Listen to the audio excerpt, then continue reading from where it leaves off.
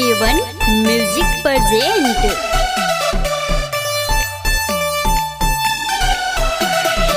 Music by Mohan Yadav. Anjali digital recording studio Madarpur.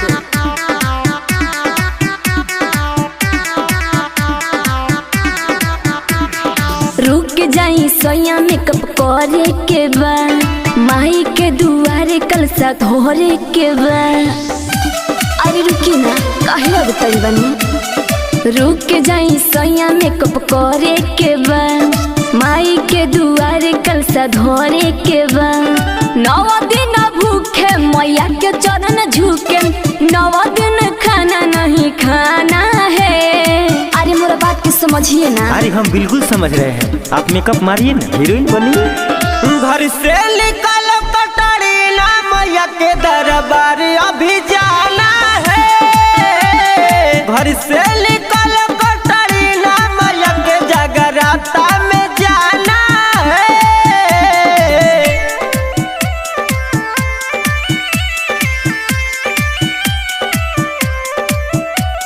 घर से निकल कटरी ना, मैया के दरबार अभी जाना है। अरे धनी हो हाली कर तैयारी, ओ मैया के द्वारा भीड़ होला भारी, भीड़ होला भारी। अरे रुकी पिया सुनी बस तनी सब देरी, भैया के लोगे चलल जाई सोइया सोबेरी। अरे धनिया हो हाली सजा होता देरी। काहे घबराइल झूठे घबराइल, मैया को माला पहनाना है।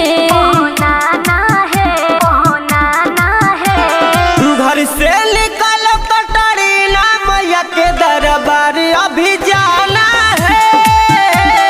घर से निकल कटरी ना, मैया के जगराता में जाना है।